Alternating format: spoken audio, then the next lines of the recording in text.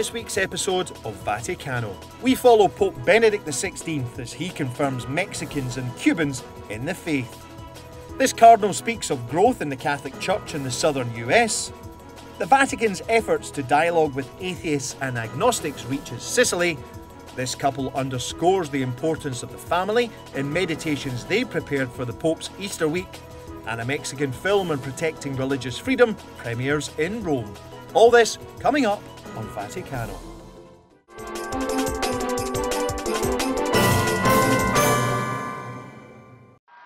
Pope Benedict XVI landed in Guanajuato, Mexico on March the 23rd to mark the 200th year of independence of several Latin American countries.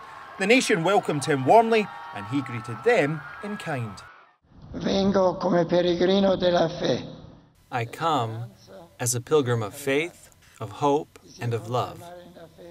I wish to confirm in their faith those who believe in Christ by strengthening and encouraging them to revitalize their faith by listening to the Word of God, by celebrating the sacraments, and by living consistently. In this way, they will be able to share their faith with others as missionaries to their brothers and sisters, and to act as a leaven in society, contributing to a respectful and peaceful existence based on the incomparable dignity of every human being, created by God, which no one has the right to forget or disregard. This dignity is expressed especially in the fundamental right to freedom of religion, in its full meaning and integrity.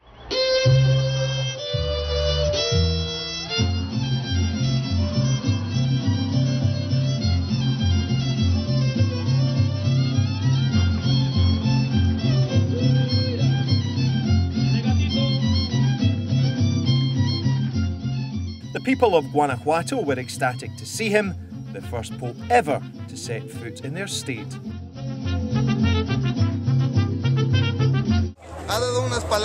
He filled us with hope, faith, and encouragement again, so that we might continue working for the young people of Mexico, for society, and for our nation.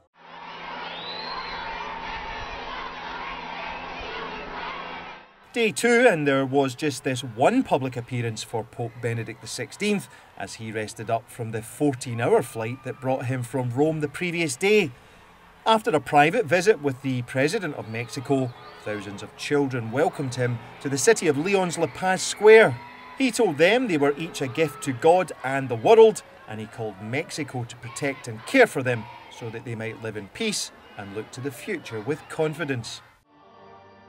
The next day, Pope Benedict's third in Mexico brought these estimated 600,000 faithful to Mass, despite temperatures soaring into the 90s. Drawing inspiration from the nearby monument to Christ the King, he called a Mexico plagued by violence to peace.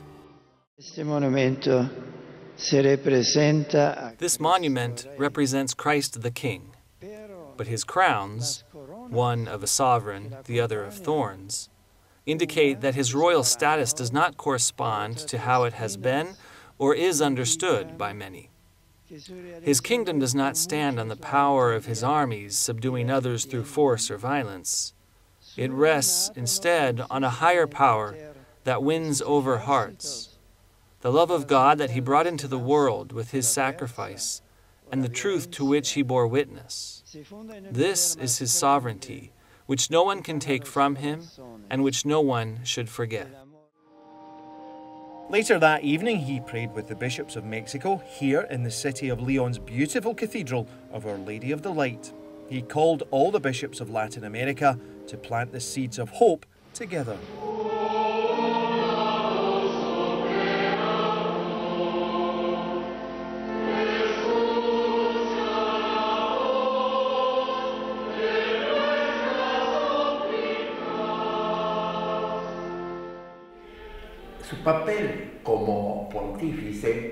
His role as the pontiff is to give Catholics unity and strength.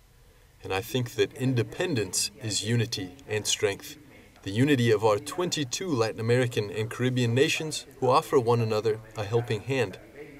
And there we find the sovereignty and independence of each of our countries. just as different as the fingers on a hand, but all pertaining to the same hand. Solidarity is unity. Strength is our independence. And the next morning, seemingly all too soon, he left Mexico. Queridos amigos mexicanos, les digo, Dear Mexican friends, I say to you, adios, in the traditional sense of this fine Hispanic expression. Remain with God. Yes, adios. Forever in the love of Christ, in which we meet each other and will again meet with one another. May the Lord bless you, and may Mary Most Holy protect you. Muchas gracias. It was off to Cuba for the second and final stop of his trip.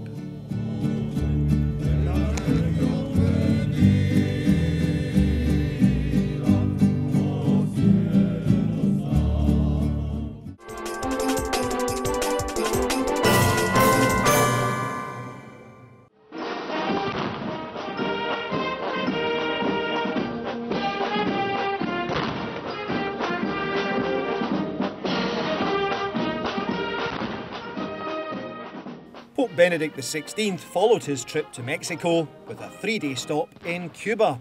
He was there to celebrate the 400th anniversary of the nation's patroness. He first touched down in the city of Santiago de Cuba, where he was met by the leader of the nation, Raúl Castro.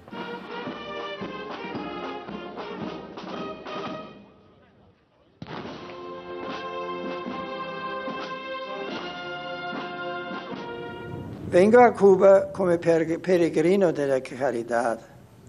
I come to Cuba as a pilgrim of charity, to confirm my brothers and sisters in the faith and strengthen them in the hope which is born of the presence of God's love in our lives.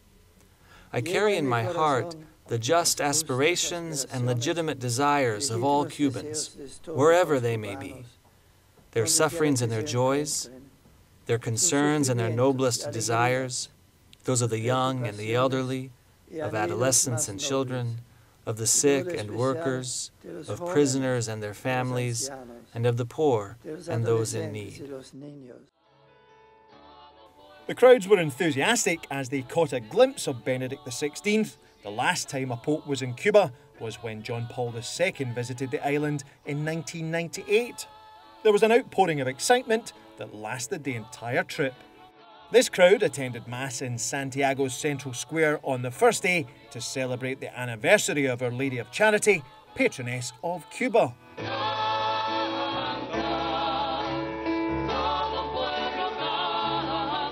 And Pope Benedict XVI used the moment to call the people to improvement.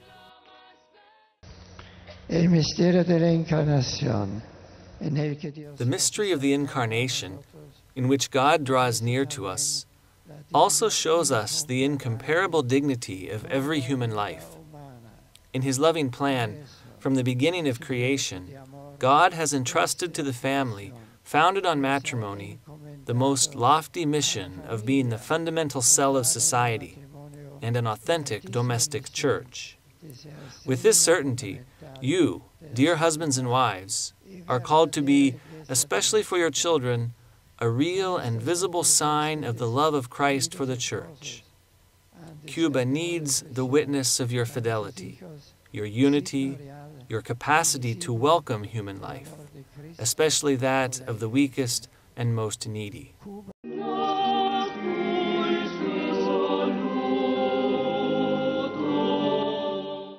On the second day, Pope Benedict visited the Shrine of Our Lady, seeing the small statue that has been an inspiration for Marian devotion for 4 centuries.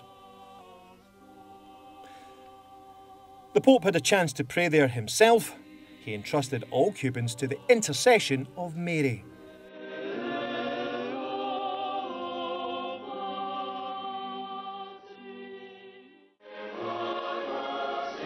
His third and final day brought him to the capital city of Havana. Only when John Paul II visited had the city seen a mass like this.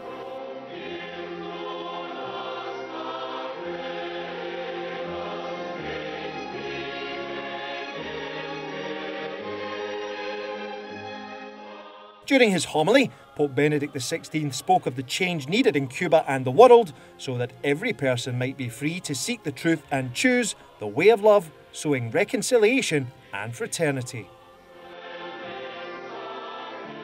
Thus ended the Pope's 6-day tour of Mexico and Cuba. With a wave to the people of the island nation and all Latin Americans, he boarded the plane back to Rome.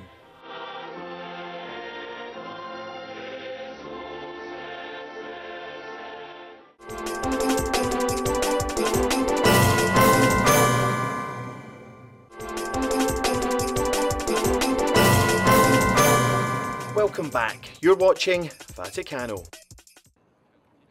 According to statistics released by the Vatican in March, the numbers of Catholics worldwide increased by 15 million in 2010.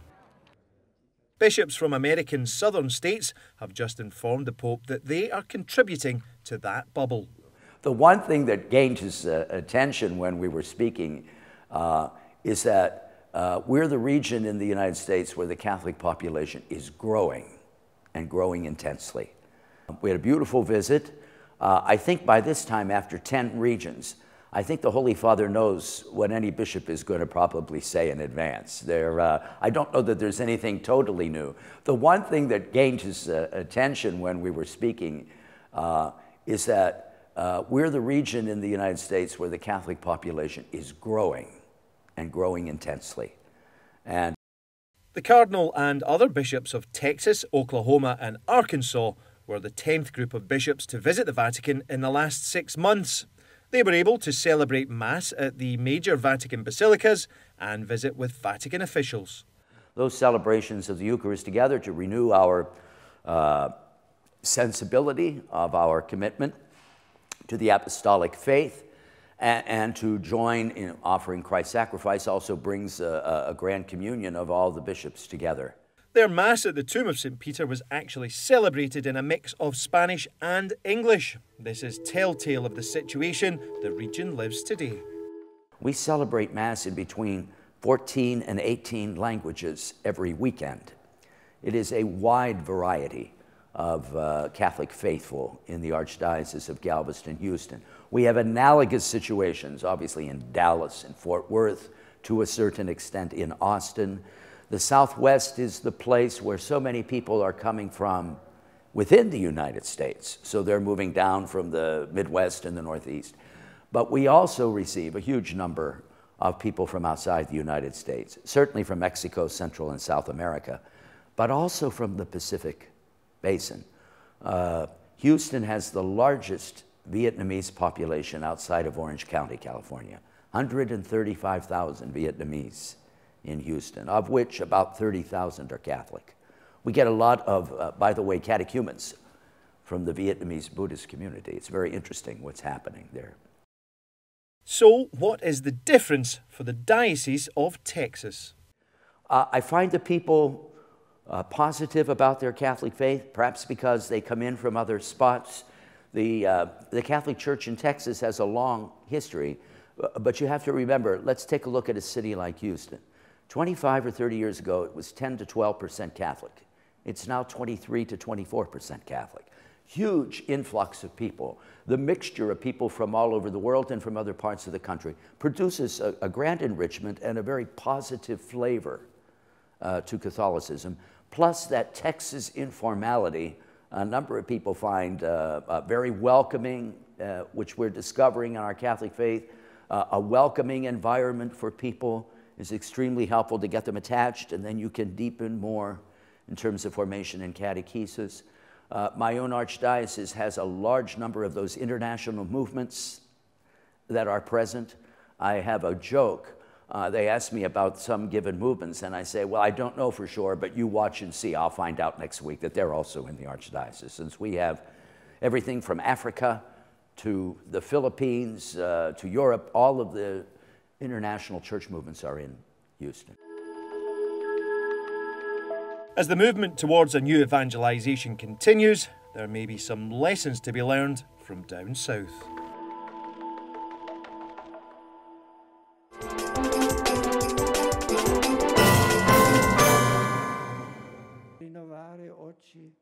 The Pope's meditations for the Stations of the Cross on Good Friday have been written by this couple, married for nearly 50 years. In all of the moments of the Stations of the Cross, there were special moments within us for the family. They were taken on by Jesus to redeem the family, and this was the strongest thing that we confronted, and the path that we have always followed illumined us. We were illuminated by the grace concentrated in the stations. Danilo and Anna Maria said they were inspired to write the meditations by the Holy Spirit and driven by the fruits of their own experience. In addition to having 5 children of their own, they were the initiators of the New Families initiative within the Italy-based Focolare movement. The programme aims to instill values in society and help families to rely on their faith to get through difficulties. They were sent by the Focolare founder, Chiara Lubick, to head the Rome office in 1967.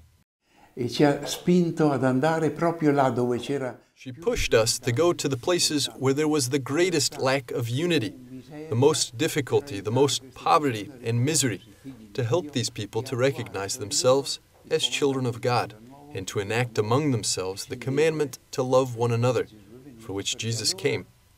Because if we love one another in this way, Jesus might be present among these people. And this changes the entire perspective, because then they are no longer limited persons. But if they have this disposition of being ready to love others as themselves for the love of God, they put into practice the words of Jesus that wherever 2 or more are united in my name, I am with them. This is a formidable resource to heal and aid people without judging anyone, because we are all poor people. But if you have this intention, you love these people, you don't judge them, you listen to them and help them, slowly a trust is built and that love can be reciprocated. And if this love is born, God can be present there. It is God who helps the family and society to rebuild themselves, to live as true men. Sì, per la famiglia è stato importante questo passo, perché la famiglia... For the family, this step is important. The family needs to be renewed, to be reinforced, to be united. Unity is that love that unites. It is the impetus that forms families.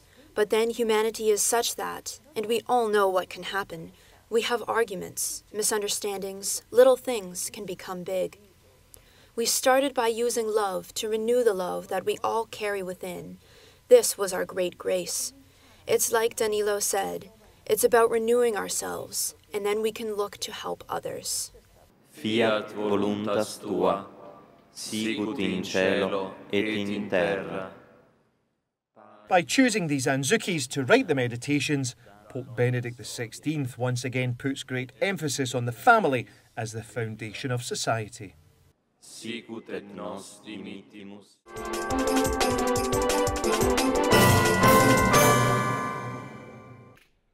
The Vatican announced at this late March press conference that it is hosting yet another initiative to engage secular society in dialogue through its so-called Courtyard of the Gentiles. This encounter is taking on the mafia in its own territory. The city of Palermo, Sicily, is a symbol of the mafia in the entire world. Though it's not said, however, this city has great energy, both in civil society and in church institutions, that combat for lawfulness and justice. The event aims to nurture solidarity between all members of society to promote the common good. Just like courtyard meetings held in European cities like Paris, Florence and Bucharest in the last year, people of all backgrounds will come together to discuss the issue at hand. The Courtyard of the Gentiles is an experience that includes believers and non-believers as actors on the same level. It was the non-believers to ask a believer, as in my case, as a cardinal of the Church, to kick off the proceedings in Sicily, so as to make the tone of the encounter open to spirituality, although it is for both believers and non-believers. In Sicilia naturalmente è una piccola isola. Sicily is of course a small island, but it would like to be a model. This is a cry that extends well beyond Sicily. Most of all, this will allow believers and non-believers, despite their distinctions and even mutual criticisms, to unite as allies against the great challenge of the mafia. And after taking on organised crime, a courtyard event will soon be coming to Washington, D.C.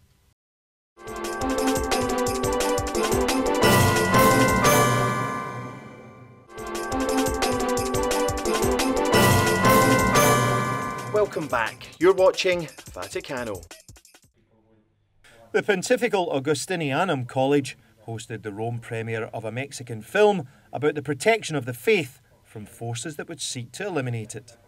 This story broke our hearts. No? It is a story that has to be told. It's a real story about the people who stood up for their beliefs. And as Mexican, I'm very proud to share the world the Mexican story, that even Mexicans don't know about it.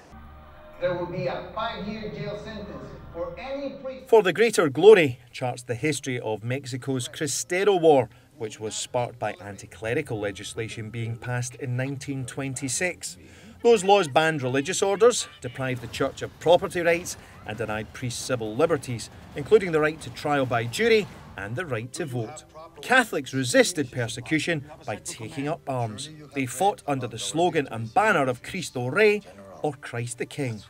For one of the filmgoers, a resident of Rome, the story was personal. Primero que nada era no renunciaremos a lo que creemos. Most of all, they said, we will not renounce what we believe in. This, we could say, is at the center of what moved these people. I can tell you what I know about the story of my family, particularly about my grandfather, who was named Romualdo in the Yucatan Peninsula. They belonged to the Catholic Action Movement. He was between 18 and 20 years old at the time, and we all know at that age a person is disposed to fight for an ideal, for a philosophy. You are looking at radicality in your life. Obviously, for this group of young people, religion was this path, but it was also about realizing themselves on the level of this liberty. So, what did they do? One of their activities was to go to people's homes and tell them that the next day there would be Mass at 5 a.m. at someone's house. They were the messengers. They had to be sure that the police didn't find out. Another task was being catechists in the parishes. But this wasn't in parish buildings. They went to private homes. One day it was at one person's house, another day at another. It could never be at the same place because the police would have realized and asked themselves why people congregated at a certain house at a certain time. They would have imagined that it was for that reason. Another thing my grandfather did with his friends was accompany the priests to the villages as escorts to help hide the situation. They were young people who went out for an excursion, but in reality, they went out to the villages to carry out catechism, confession, and Mass. This they took on as one of their activities. What happened then? Police came around to check people's homes. The story that I always heard was this, that once they came to my grandfather's house, they knew that he belonged to the church, that he surely took part in the Mass celebrated at his house.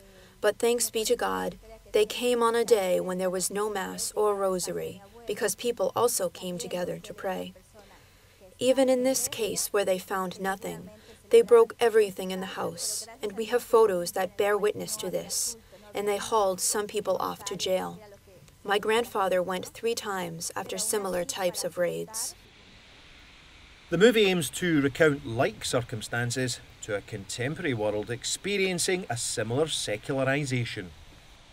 For me, the main story inside this story is the struggle for belief. I hope that people, after watching this movie, open their hearts and start to be congruent to their decisions. So all of us say that we are Catholics, and then we act like if we are not Catholics. We are tolerant to other things, and when we have to say that we are Catholics and to defend our priests or somebody else in the Catholic faith, we better be quiet, because then, if not, we're not tolerant. So I hope that after we see this movie, people start to stand up and really say that and live by their religion, no? And as sons of God, which is our real creator, no? It's not men who creates men, no? For the Greater Glory will arrive in theatres in the United States on June the 1st, 2012.